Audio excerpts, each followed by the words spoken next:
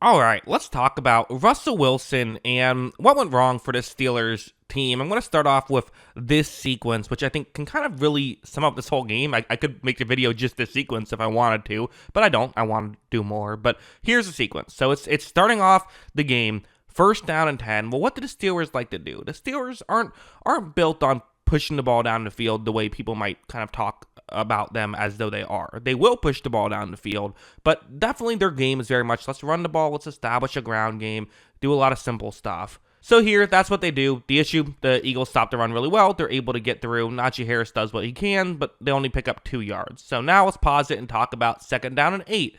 Again, what do you want to do here? They're the Steelers. They're not pushing the ball down the field just quite yet. They don't jump to that. Well, you see they're instead going to flip it out to Pat Freiermuth, but a really good tackle by the Eagles linebackers who have been very good this season. So now you got a third down and 7. Well, again, I'm not saying the Steelers don't air it out, right? Of course, this is a part of their game.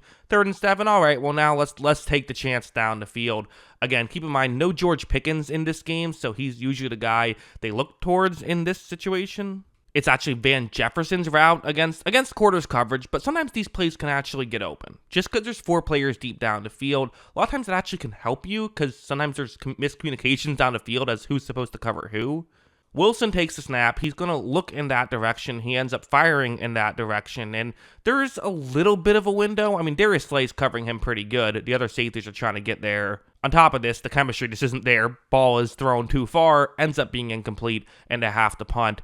That was a lot of it. Was the Steelers, I feel like, trying to work underneath, trying to stick to what they're good at, but ultimately just not being able to consistently do that enough, which resulted in a lot of third down and longs, and then they weren't able to convert on those third down and longs. For example, this play, third down and 10 situation, and one reason why sacks happen more on third downs than any other down, even when the player is passing. I mean, there's the obvious, well, hey, the defensive linemen know that it's going to be a passing play a lot of times on third downs. Although not every time, right? There are third and shorts. But the other reason is because quarterbacks sometimes have to hold on to the ball for too long in these situations. Here, you see Russell Wilson takes a snap, and they just don't quite have time to get everyone down the field, try and get something open. Now Wilson has to try and make a move because there is pressure right here. As you see, Wilson tries to get outside the pocket, is unable to do so, ends up getting sacked, and, again, not ideal there by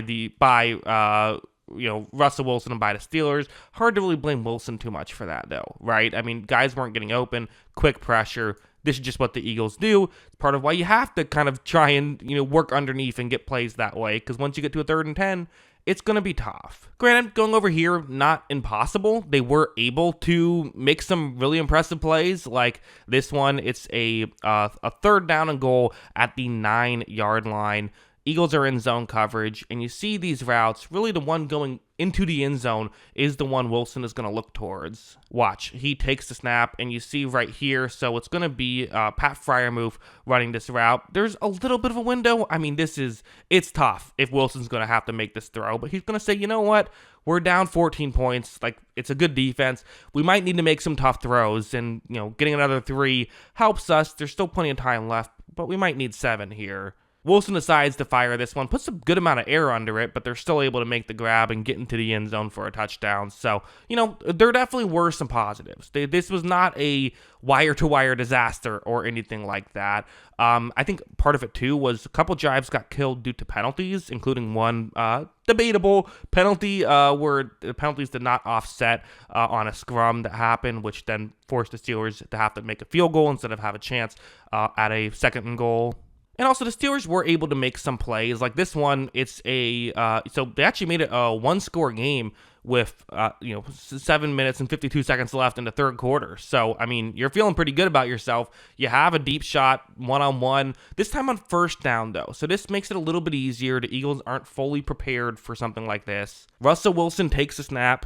He's going to, flip it back to the halfback who flips it back to him. It's a flea flicker, and with the flea flicker, that helps them get someone open. So again, I think a good play call here, actually a really smart one, because you need to start getting explosives. This is a way to do it. And as you see, Wilson is able to fire it, and they get the big completion there. So, good job by Calvin Austin running the route. Good job by Russell Wilson. And good job by everyone, successfully faking that flea flicker, right? It feels like flea flickers are easier to stop now. Teams are more ready for them. But again, the Steelers always execute well. They're able to execute this one well. So in the second half, you're wondering, can they make this a game?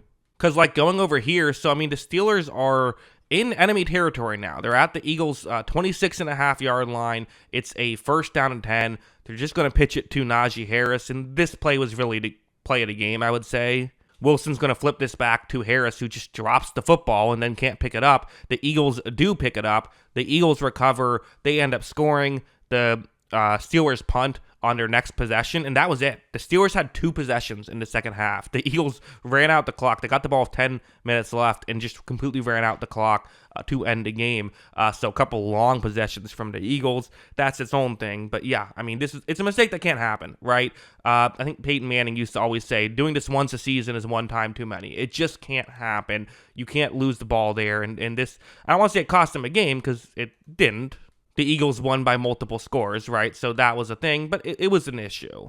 And again, I brought up penalties. Like, this was the other drive, here where so you're down 14 points. I'll pause it right here just to set it up. But, like, okay, if you can score here, make it a touchdown game, in theory, you have a chance. Again, we know what happened with the Eagles running out the clock, but in theory, you have a chance. Wilson is going to flip this back to Cordero Patterson, who, hey, they pick up some yards here, works okay, but there was a penalty on this play, which just stalled the drive. So, like, there are 2 drives in the second half. Again, it sounds crazy just to say that, 2 drives in the second half, but it was a fumble on just really an unforced error, the running back dropping it, and then a penalty that, pushed them back and they weren't able to overcome it. So that was it as well. Steelers needed to clean that stuff up, and they just weren't able to in this game. So yeah, I mean, listen, the good news is it feels like a lot of these issues are fixable, right? You don't make the penalties, you don't get, unfortunately, the only team called for the penalty, on that one play where there was a punch thrown that was missed, which was a whole thing. That's obviously a factor, right? And I think that getting George Pickens back, being able to hit on some of these deep plays is a factor as well. And then obviously you want more than 2 possessions in the second half, typically. So if they can, clean up some of these issues, I don't think it's the end of the world. I still think this is a good Steelers team. Yes, it was a disappointing loss, but you beat Baltimore next week and you're fine. So yeah, that's kind of where I have them right now, at least in terms of their offense. But yeah, those are my thoughts. What are yours? Let me know in the comments below.